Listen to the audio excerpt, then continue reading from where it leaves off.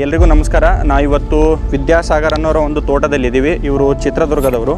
ಕಳೆದ ಒಂದು ಹಿಂಗಾರಿನ ಸಮಯದಲ್ಲಿ ಇವರು ತಮ್ಮ ತೋಟಗಳಿಗೆ ಗೊಬ್ಬರ ಕೊಟ್ಟಿದ್ದರು. ಸೊ ಗೊಬ್ಬರ ಕೊಡೋದಕ್ಕೆ ಕಾರಣ ಏನಂತಂದರೆ ಅವರಿಗೆ ಸಿಕ್ಕಾಪಟ್ಟೆ ಅರಳುದ್ರೋದಾಗಿರ್ಬೋದು ಅಥವಾ ಕಾಯಿ ಕಚ್ಕೊಳ್ಳೋದಾಗಿರ್ಬೋದು ಬಹಳ ಕಡಿಮೆ ಇತ್ತು. ಸೊ ಇವ್ರೇನು ಮಾಡಿದ್ರು ಅಂತಂದರೆ ನಮ್ಮ ಯೂಟ್ಯೂಬ್ ಪೇಜ್ ಆಗಿರ್ಬೋದು ಅಥವಾ ಇನ್ಸ್ಟಾಗ್ರಾಮ್ ಪೇಜಲ್ಲಾಗಿರ್ಬೋದು ಅಥವಾ ಅವರು C3 ಅವರ ಸಲಹೆಗಾರರ ಒಂದು ಮಾರ್ಗದರ್ಶನ ಪಡ್ಕೊಂಡು ಹಿಂಗಾರಿನ ಒಂದು ಸಮಯದಲ್ಲಿ ಗೊಬ್ಬರವನ್ನು ಇವರು ಕೊಟ್ಟಿದ್ದರು.